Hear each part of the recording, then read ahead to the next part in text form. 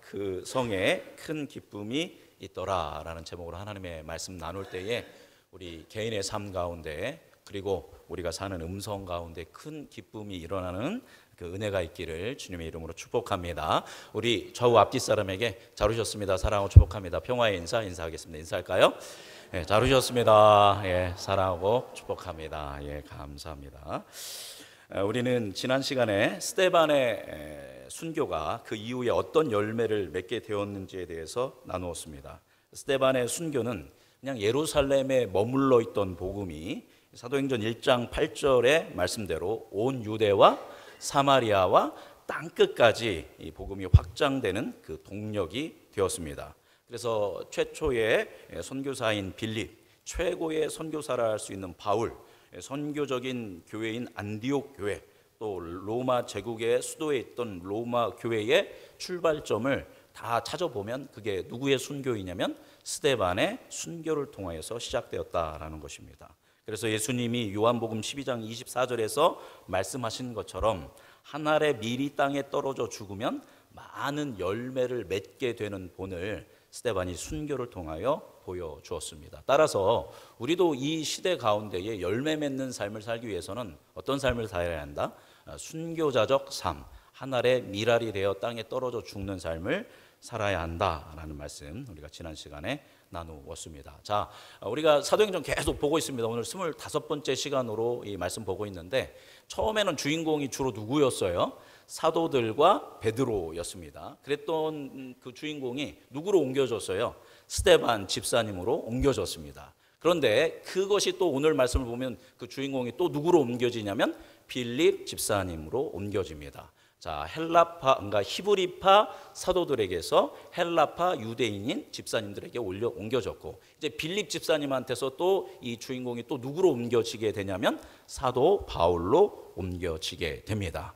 그리고 지역적으로 보면 처음에는 어디에서 주로 교회가 있었냐면 예루살렘에 있다가 박해를 통해서 스데반의 순교를 통해서 온 유대와 사마리아로, 그 다음에 사도 바울을 통해서 어디까지 땅끝까지 복음이 증거되어지는 이런 그림들이 그려지는 것을 볼 수 있습니다. 오늘은 그 중에서 성령 하나님께서 이 중간에 있는 빌립 집사님을 어떻게 이끄셨는지에 대해서 함께 말씀을 나누도록 하겠습니다. 지난주에 말씀드렸듯이 빌립은 예루살렘에 기독교에 박해가 있으니까 어떻게 했어요? 박해를 피해서 다른 곳으로 떠나게 되었습니다. 제가 이제 지난주에 그래서 이제 그거를 좀 심한 말로 하면 뭐 쳤다, 도망쳤다라고 말씀드렸습니다. 자, 그렇다면 정말 빌립은 순교하는 게 두려워서 죽는 게 두려워서 정말 도망친 걸까요? 그가 박해를 피해 1차적 여러 곳을 가게 되는데 1차적으로 그가 떠났던 곳을 보면 그곳이 어디인지를 보면 그가 정말 무서워서 죽는 게 두려워서 떠난 것이 아니라는 것을 알 수 있습니다. 빌립 집사는 헬라파 유대인입니다. 헬라파 유대인이라는 것은 도망칠 수 있는 그런 선택지가 많이 있다라는 거예요. 왜냐하면 뭐를 할 줄 아니까 헬라어를 할 줄 알기 때문에 로마 제국이라면 어디든지 다 뭐 할 수 있어요? 도망칠 수 있다라는 겁니다. 아주 숨을 수 있고 계속 예수 그리스도를 편히 믿을 수 있는 그런 지역들이 로마 제국에 퍼져 있는 겁니다. 그 중에 헬라파 유대인이고 또 집사로서 또 선택받았지 않았습니까? 사람들한테 칭찬도 받았고 성령도 충만하고 믿음도 있고 지혜도 있고 탁월함을 가졌기 때문에 집사의 역할까지 감당했기 때문에 어디 가서든 잘 살 수 있는 사람이었다라는 것입니다. 자, 그런데 그가 피한 곳이 어느 곳인가? 우리 오늘 본문 말씀 5절 상반절을 같이 읽어보겠습니다. 읽어볼까요? 빌립이 사마리아 성에 내려가. 자, 빌립이 어디로 갔대요? 사마리아 성으로 갔다라는 것입니다. 여러분, 사마리아 많이 들어봤죠? 사마리아인 많이 들어봤을 것입니다. 사마리아라는 도시, 지역은 유대인에게 있어서 몸을 피하기에 적합한 곳이 아니었습니다. 사마리아는 어떤 지역이냐면 한번 도시를 지도를 한번 보여주시겠습니까? 네모가 3개 있죠? 가장 위에 뭐라고 쓰여 있냐면 갈릴리라고 쓰여 있고 가장 밑에 뭐라고 쓰여 있어요? 유대라고 쓰여 있습니다. 저 갈릴리와 유대는 이스라엘 사람들, 그러니까 유대인들이 살고 있는 지역입니다. 그리고 그 가운데 뭐가 있어요? 사마리아가 있죠. 저 넓은 지역을 사마리아라고 하고 저 넓은 지역에 이제 가운데 정도의 사마리아 성이 있습니다. 이제 북이스라엘의 수도이죠. 그러니까 유다에 이렇게 둘러싸여 있는 곳이 이 사마리아라는 곳입니다. 바로 갈릴리와 유대 사이에 있는 지역의 이름입니다. 예, 됐습니다. 자, 사마리아 성은 북이스라엘의 오므리 왕이 북이스라엘의 수도로 세운 곳입니다. 이후 북이스라엘은 아합 왕을 거쳐 여로보암 2세에 이르러 저 사마리아라는 곳을 수도로 삼아서 최대의 전성기에 이르게 됩니다. 그러나 사마리아는 북이스라엘은 10개 지파죠. 북이스라엘 10개 지파는 사마리아를 중심으로 한 이 10개 지파는 우상 숭배와 경제적 또 정치적 불의를 행했기 때문에 BC 722년에 아수르 제국의 사르곤 2세에 의해서 멸망당하게 됩니다. 이 아수르 제국의 황제였던 사르곤 2세는 어떻게 했냐면 먼저 사마리아에 있는 히브리인들이죠. 이 10개 지파의 유대인들을 다 끌고 많은 유대인들을 끌고 어디로 끌고 가냐면 아수르로 끌고 갔습니다. 세계사에서는 아시리아라고 하죠. 그 아수르로 끌고 가고 아수르에 있는 아수르 사람들을 어디에다 갖다 놨을까요? 사마리아에다 갖다 놨습니다. 그래서 거기에서 뭐를 시켰냐면 결혼을 시켰습니다. 그러니까 혼혈 정책을 쓴 겁니다. 그래서 유대인으로서 이스라엘 백성으로서의 정체성을 희석시키기 위해서 혼혈 정책을 쓴 것입니다. 일본이 우리 민족 말살 정책 쓴 것과 비슷합니다. 그렇게 해서 이제 사마리아에 사는 사람들은 이제 혼혈인이 되는 겁니다. 쉽게 얘기하면 반은 누구의 피가 흐르고 이스라엘 백성의 피가 흐르고 반은 뭐의 피가 아수르의 그리고 이방인의 피가 흐르는 게 되는 것입니다. 그래서 반은 아수르의 피가 흐르고 반은 이제 유대인의 이스라엘 백성의 피가 흐르는 사람들을 이르러서 뭐라고 해요? 사마리아인이라고 하는 겁니다. 그래서 우리가 사마리아인이라고 하죠. 그러면 반은 유대인이고 반은 이방인의 피가 섞인 그런 혼혈 민족이다라고 보면 되겠습니다. 아직도 사마리아인이 생존하고 있다고 합니다. 2021년에 그 인구 조사를 해보니까 이 순수한 이 사마리아인이 840명이 여전히 지금 있다고 합니다. 뭐 유대인은 엄청 많지만요.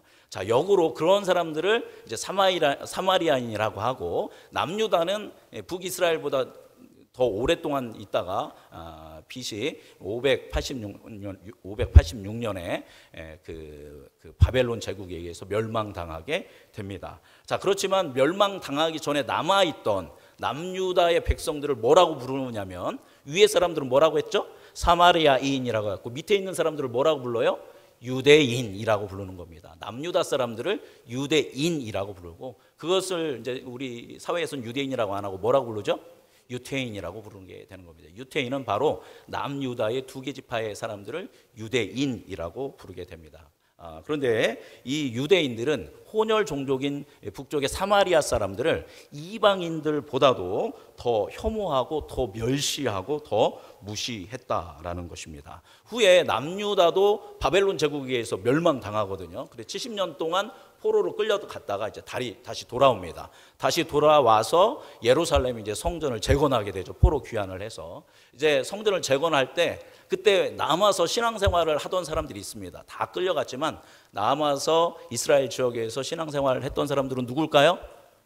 사마리아인입니다. 사마리아인들이 남아서 신앙생활을 했던 거예요. 그런데 이제 유대인들이 돌아와서 뭐를 짓기 시작해요?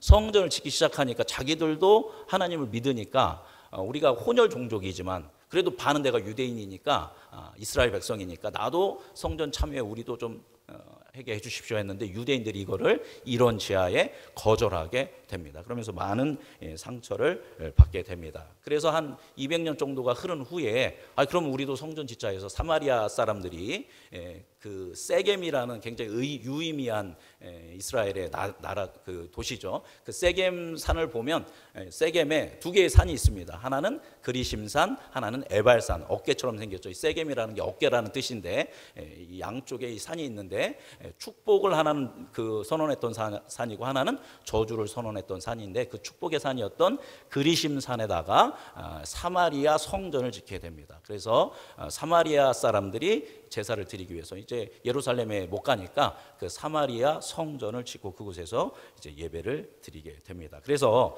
사마리아인들은 예수님 당시까지 700년 동안 유대인들에게 종교적으로나 인종적으로나 철저하게 배격되고 멸시를 받아왔다라는 것입니다. 사마리아인들 역시 유대인들이 자기를 증오하고 거절했기 때문에 역시 동일하게 유대인들을 증오하게 됐습니다. 동족임에도 불구하고 원수같이 지내게 된 것입니다. 마치 어디와 흡사해요?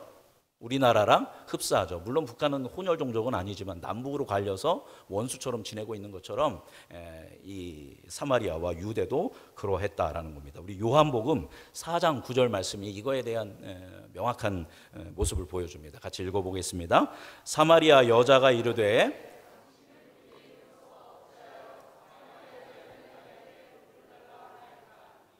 이는 유대인이 사마리아인과 상종하지 아니함이러라. 유대인이 누구랑 상종을 안 했대요? 사마리아인과 상종하지 않았다라고 이야기합니다. 예수님이 수가성의 사마리아 여인에게 물 좀 달라고 했을 때 유대인이 말을 거니까 사마리아 사람이 왜 말을 거냐 이렇게 이야기를 한 겁니다. 이제 후에 보면 예수님이 오시기 100년 전에 이제 마카비아 왕조라고 해서 유대 왕조가 잠시 부활했을 때가 있는데 그때 요한 힐카누스라고 하는 남유다의 왕이 사마리아를 정복하게 됩니다. 그때 사마리아도 사마리아 왕국이라고 해서 조금 이렇게 있었는데 그 사마리아 왕국을 정복하게 되고 그리심산에 있는 사마리아 성전을 어떻게 할까요? 철저하게 파괴하게 됩니다. 그리고 사마리아인들도 사마리아인들은 모세 오경만 믿었습니다. 성경에서 모세 오경만 믿고 어떻게 보면 남유다보다 신앙의 전통을 잘 지켰는데 이 사마리아인들을 유대교로 개종합니다. 우리가 유대교라고 하죠, 그죠? 유대교라고 하는 이유는 남유다 사람들이 믿는 종교이기 때문에 유대교라고 하는 겁니다. 강제로 이제 개종을 시켰습니다. 그래서 이 과정에서 두 민족의 골은 더 깊어지게 되었던 것입니다.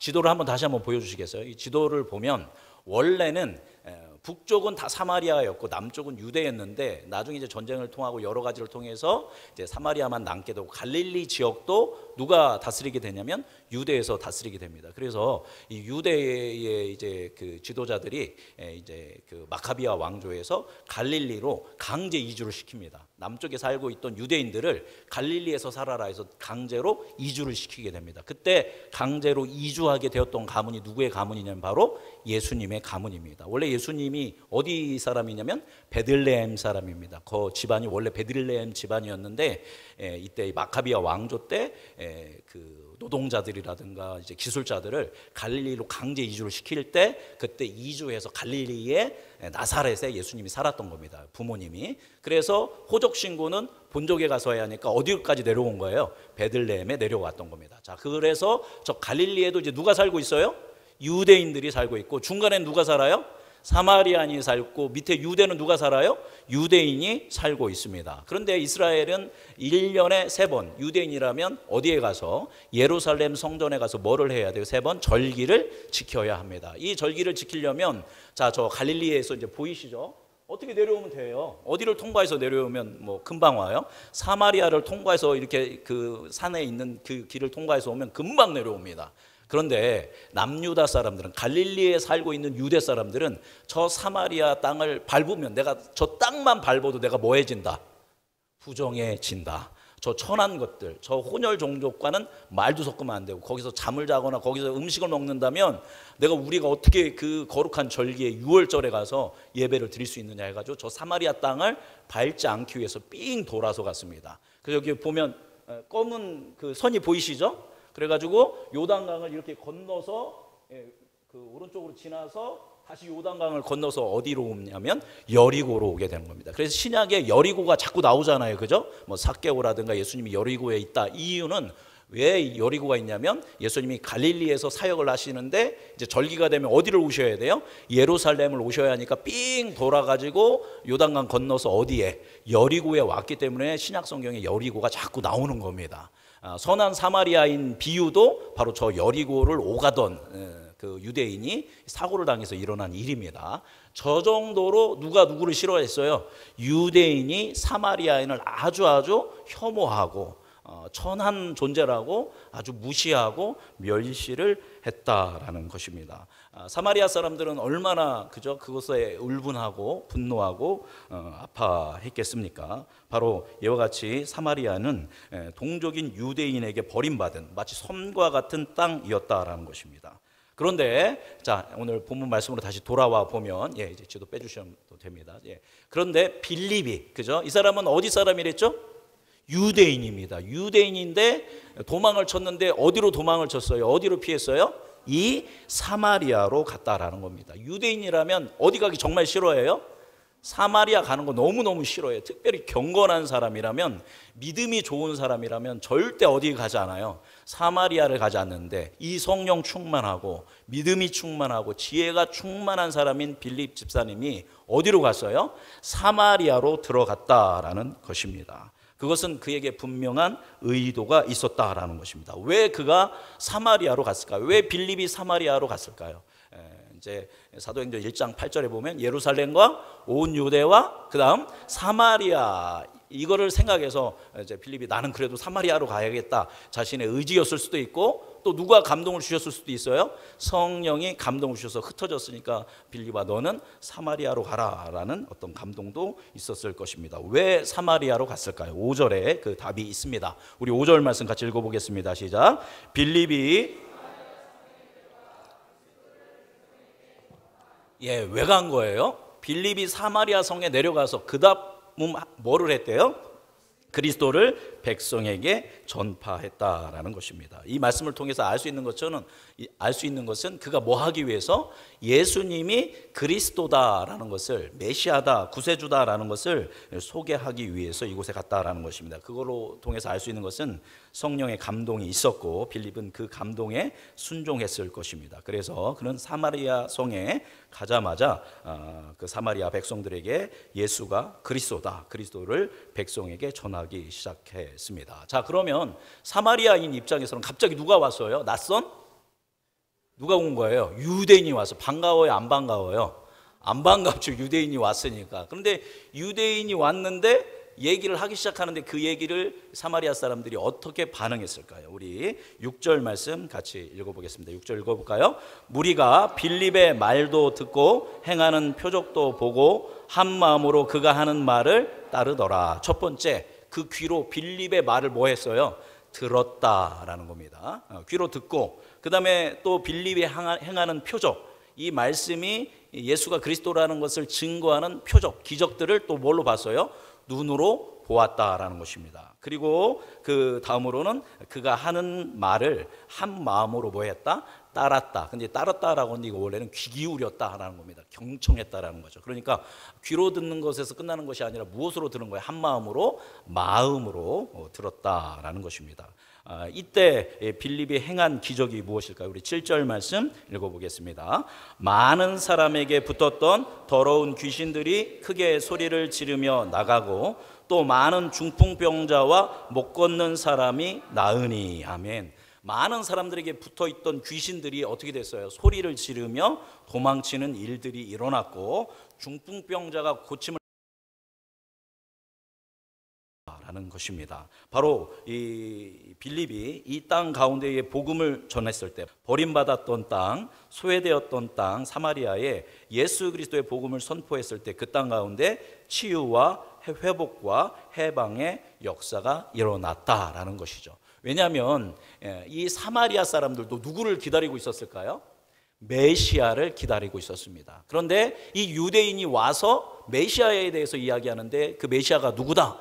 예수다라는 이야기를 듣기 시작했고, 표적이 일어나니까 전심으로 그거에 대해서 집중해서 듣기 시작하니까 그 안에서 많은 역사들이 일어나기 시작했다라는 것입니다. 우리 그래서 그 결과적으로 한마디로 이것을 표현해 놨습니다. 우리 8장 8절 읽어보겠습니다. 읽어볼까요? 그 성에 큰 기쁨이 있더라. 할렐루야.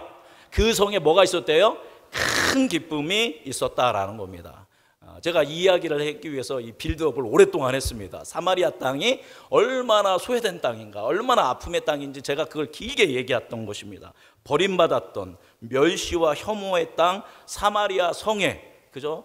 애통하는 땅, 슬퍼하는 땅에 뭐가 있었대요?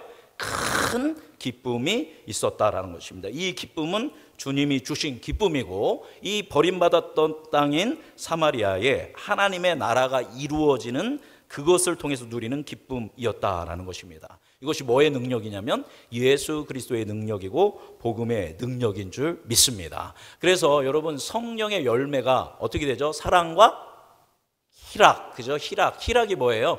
기쁨인 것입니다. 그래서 칼빈은 이거에 대해서 뭐라고 주석을 했냐면 기쁨은 믿음의 열매다라고 주석을 했습니다. 여기서 생겼던 그 기쁨은 성령이 주시는 기쁨이었고, 그들이 믿음으로 반응했기 때문에 나오는 그런 기쁨이었다라는 것입니다.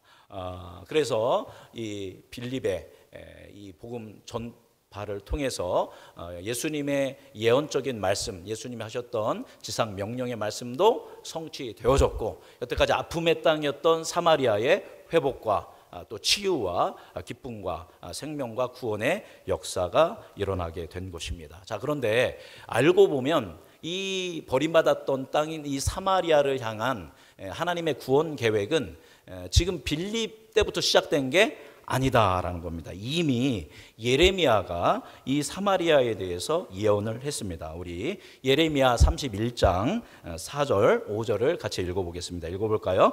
처녀 이스라엘아, 내가 다시 너를 세우리니 내가 세움을 입을 것이요 내가 다시 소고를 들고 즐거워하는 자들과 함께 춤추며 나오리라. 내가 다시 사마리아 산들에 포도나무들을 심되 심는 자가 그 열매를 따기 시작하리라. 할렐루야. 예레미야의 때 이 예레미야가 예언했던 이 예언이 지금 뭐 되고 있는 거예요? 이 사마리아의 땅에 성취되고 있는 것입니다. 처녀 이스라엘아, 이 이스라엘은 북이스라엘을 얘기하고 있는 것이고, 밑에 사마리아에 대해서 이야기하죠. 너희들이 이제 기쁨을 회복하고 소고를 치며 춤추며 나오게 될 것이다.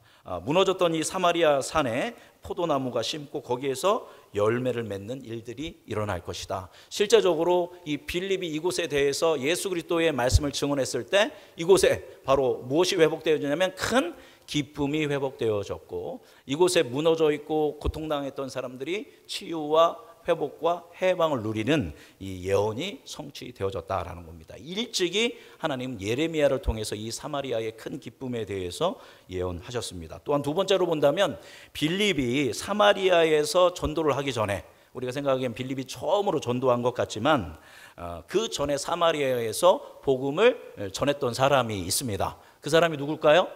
예수님이다라는 겁니다. 제가 질문 하나를 낸다면 한번 대답해 주셨으면 좋겠습니다. 우리 같이 본문 말씀을 읽어보겠습니다. 요한복음 4장 23절에서 24절입니다. 오늘 제가 그 여는 기도하면서 읽었던 말씀이죠. 같이 읽어보겠습니다. 아버지께 참되게 예배하는 자들은 영과 진리로 예배할 때가 오나니 곧 이때라. 아버지께서는 자기에게 이렇게 예배하는 자들을 찾으시느니라. 하나님은 영이시니 예배하는 자가 영과 진리로 예배할지니라. 아멘. 예배에 대해서 성경에서 가장 중요한 구절이라고 할 수 있는 게 이 말씀입니다. 그래서 예배학자들이라든가 예배자들은 이 말씀을 묵상하고 또 묵상하며 영과 진리로 예배하는 것은 어떤 것인가에 대해서 계속 주님께 물으면서 예배를 인도해 나아가는 중요한 구절입니다. 자, 이제 질문입니다. 자, 그러면 이 말씀을 어디에서 누구에게 한 이야기일까요? 자, 어디에서 한 얘기일까요? 그렇죠. 예수님이 이 사마리아에서 누구에게 이 얘기를 했어요? 자, 맞습니다. 우물가의 여인에게, 아까 얘기했던 거죠. 아까 얘기가 나왔던 사마리아의 여인에게 나에게 물을 달라라고 하면서 그때 이제 여인과 대화를 하면서 예배한 때가 오는데 하나님 예배자를 찾으시는데 예배하는 사람 뭘로 예배한다? 영과 진리, 성령과 말씀을 의지하여서 하나님께 예배를 드려야 한다라고 이야기했습니다. 그러니까 이 중요한 예배의 핵심 구절이 유대에서 행해진 게 아니라 어디에서 행해진 거예요? 사마리아에서. 그 유대인들이 부정하다고 하는 사마리아에서 누구한테 했어요? 우물가의 여인, 막 시적이죠. 우물가에 여인이 있으니까 정말 아름다운 여인 같지만 이 여인은 어떤 여인이에요? 남편이 몇 명 있었어요? 5명 있었고 지금 살고 있는 남자도 남편이 아니에요. 그래서 한낮에 사람들을 피해서 우물에 왔던 여인입니다. 그러니까 예수님이 먼저 어느 성을 찾아가셨어요?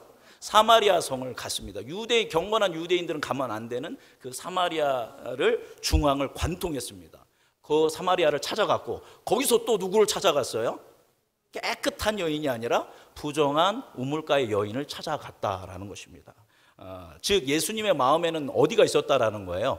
사마리아인들에게 예수님의 마음이 있었다라는 것입니다. 그래서 이곳에서 예수님이 이들에게 복음을 증언하셨다라는 것이죠. 요한복음 4장 39절 같이 읽어보겠습니다. 요한복음 4장 39절 여자의 말이 내가 행한 모든 것을 그가 내게 말하였다 증언하므로 그 동네 중에 많은 사마리아인이 예수를 믿은지라. 많은 사마리아인들이 누굴 믿었어요? 예수님을 믿었습니다. 또 42절 읽어보겠습니다. 그 여자에게 말하되 이제 우리가 믿는 것은 내 말로 인함이 아니니 이는 우리가 친히 듣고 그가 참으로 세상의 구주신 줄 알미라 하였더라. 아멘. 예수님이 참으로 세상의 무엇인 줄 알았다? 구주이신 줄 알았다. 구세주. 그래서 이걸 뭐라고 합니까? 그리스도, 메시아, 구원자인 것을 알았다라는 겁니다. 빌립이 가기 전에 이미 예수님께서 어디에다 사마리아의 복음의 초석을 다져 놓으셨다라는 겁니다. 또한 예수님은 이웃이 누구입니까? 우리가 돌봐야 할 이웃이 누구입니까? 라고 사랑해야 할 이웃이 누구입니까? 라고 예수님한테 물었을 때, 유대인이 물었을 때 예수님이 뭐에 비유를 하냐면 선한 사마리아인의 비유를 합니다. 아까 얘기한 것처럼 예루살렘과 여리고를 오가던 유대인이 강도를 만나서 죽게 생겼는데 그거를 유대인 중에 지도자인 대제사장이 뭐예요? 그냥 못 본 채 하고 지나갑니다. 또 레위인도 지나갑니다. 그런데 이 고통당하는 사람을 도와준 사람은 누가 도와줘요? 딱 한 사람? 사마리아인이 도와줬다는 겁니다. 유대인들이 그렇게 천시하고 혐오하는 사마리아인이 도와줬다. 그리고 너희들도 이와 같이 행하라 라고 이제 이야기를 합니다. 그러니까 유대인을 그 마음을 이제 예수님이 콕 집어서 얘기하는 것이고 오히려 그 사마리아인들이 오히려 너희들보다 더 선하다라는 것을 이렇게 우회적으로 예수님께서 또 비유적으로 또 얘기를 하셨던 것입니다. 그래서 예수님이 물론 갈릴리와 예루살렘에서 주로 사역은 하셨지만 늘 마음에는 어디가 있었다? 사마리아의 사마리아인을 향했다라는 것입니다. 그 마음의 바통을, 예수 그리스도의 마음의 바통을, 그 예수님의 사역의 바통을 누가 이어받은 거예요?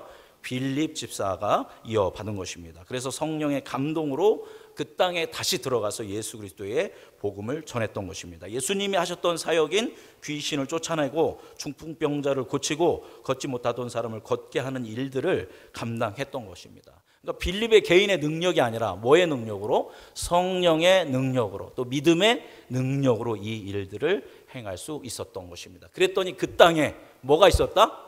큰 기쁨이 있었다라는 것입니다. 사마리아에 복음이 전해지고 큰 기쁨이 있을 수 있었던 이유는 첫 번째는 거기에는 우리가 지난주에 나눴던 것처럼 하늘의 미랄인 누구의 순교가 있었다? 스데반의 순교가 있었습니다. 또한 오늘 말씀의 주인공이라 할 수 있는 빌립의 순종과 헌신이 있었고 이들을 통한 성령의 역사가 있었다라는 것입니다. 이와 같이 예수 그리스도의 복음의 능력은 바로 그리스도인들의 충성과 헌신을 통해 나타난다라는 것입니다. 예수님을 믿는 믿음의 사람들이, 예수님을 믿는 믿음의 사람들은 누구입니까? 저와 여러분입니다. 여기 앉아 있는 모든 분들이 바로 예수 그리스도의 말씀에, 하나님의 감동에 반응하여 우리가 충성하고 헌신할 때 어떤 일들이 일어나게 되냐면 우리 주위에 있는 소망 없던 사람들에게 소망이 생기게 됩니다. 예수 그리스도의 복음은 절망 가운데 있는 사람들에게 희망을 주게 되고 슬픔과 애통의 땅에 큰 기쁨을 주게 됩니다. 또한 죄와 사망에 매인 백성에게 자유와 영생의 큰 구원을 주게 됩니다. 그래서 우리가 있는 곳에 뭐가 생긴다라는 거예요? 큰 기쁨이 생기게 된다라는 것입니다. 하나님의 구원 계획은, 하나님의 선교 계획은 이와 같이 오랜 숙성의 과정을 통해서 때가 되면 폭발적으로 반응하고 폭발적인 확장이 일어나는 줄 믿습니다. 이 사마리아에 이러한 큰 기쁨이 있을 거다라는 것을 누구부터 예언했다고 했죠? 제가 예레미야 때, 벌써 몇백 년 전인 예레미야 때 예언되어졌고, 그것에 대해서 예수 그리스도께서 그 땅을 통해서 복음을 했고, 그 땅 가운데 폭발적인 부흥은 예수님이 일으킨 게 아니라 누가 일으켰어요? 빌립이 일으켰다라는 겁니다. 이 복음이 확장되는 그것을 숙성하는 기간을 철저하게 지냈다라는 것입니다. 그래서 때가 되었을 때 그곳에 복음이 확장되어졌고 그 성에 큰 기쁨의 역사가 일어난 줄 믿습니다. 여러분, 이와 같이 복음이 숙성되는 과정, 카이로스, 하나님의 때를 기다리면서 이 땅 가운데 하나님의 역사가 일어날 그 시점을 기다리고 있는 땅이 이 땅 가운데 많은 줄 믿습니다. 특별히 우리는 거기가 어디라고 생각해야 합니까? 큰 성. 큰 성, 무슨 성? 음성, 그죠? 큰 성, 음성. 그래서 어디에 큰 기쁨이 있어야 돼요?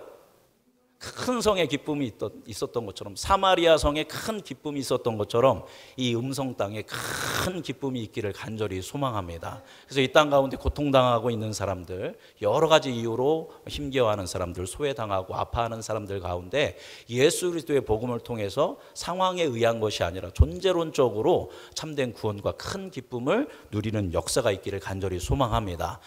지금은 뭐하는 과정이다. 우리 음성이 보니까 기독교 인구가 타 지역보다 굉장히 적습니다. 그죠? 그건 또 거꾸로 얘기한다면 그만큼 뭐 할 사람이 많은 거예요?